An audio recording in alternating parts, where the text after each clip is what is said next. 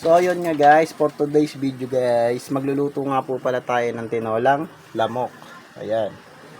Ayan, tinolang manok. Ayan guys. Tinolang manok. So ayan nga guys. Syempre, ilalagay na nga natin ang ating ingredients.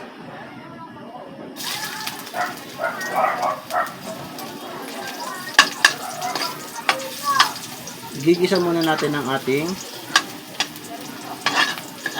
mga pampalasa. Ito nga palang ginisa ko na una ay luya mga idol. Luya. Ayan. Hintay lang tayo ng konting sandali. Laksan natin yung apoy para magisa. Next naman natin ang ating bawang. And then sibuyas, chicken,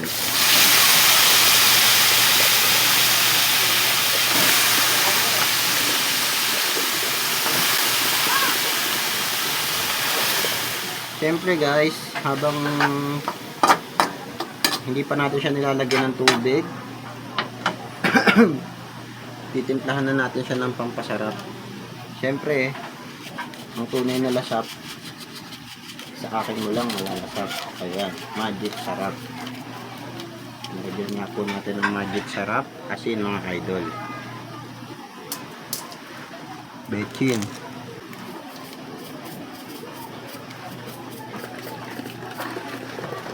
Ayan, nabuburan na natin siya ng pampalasa. Ayan, haluin na natin siya.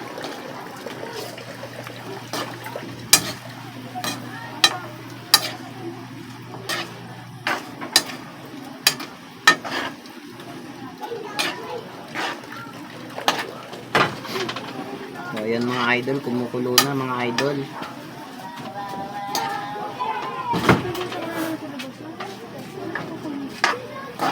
So, kumukulo na. Wait pa natin ng mga ilang sandali.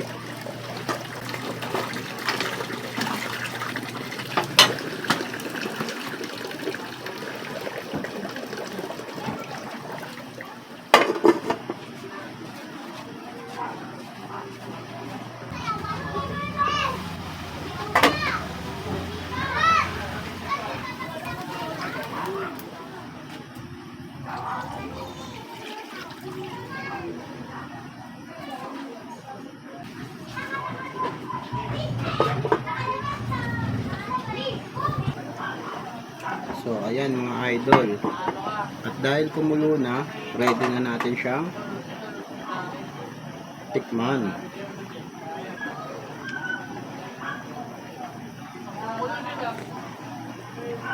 Ayan. Okay na yung lasa mga idol. Pero dadagdagan natin ng konting asin. Asin.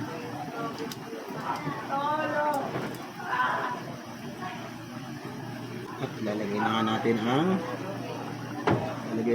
ang sayote. Ayan. Ingat lang po sa pagluluto at baka po mapasok.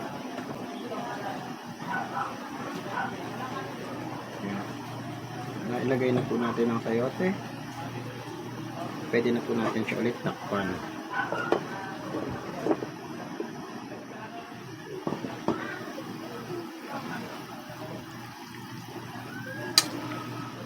Minalo ko nga pala mga lodi para lumalalim yung sayote at mabilis maluto.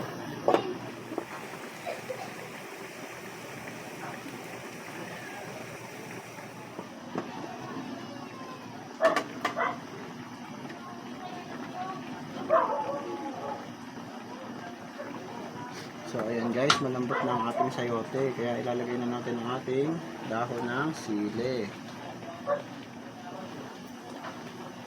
Ayan. So ayan guys, pwede na natin patayin yung apoy. Ayan, tapos na. Pwede nang iserve ang ating tinola. Ayan. Alright.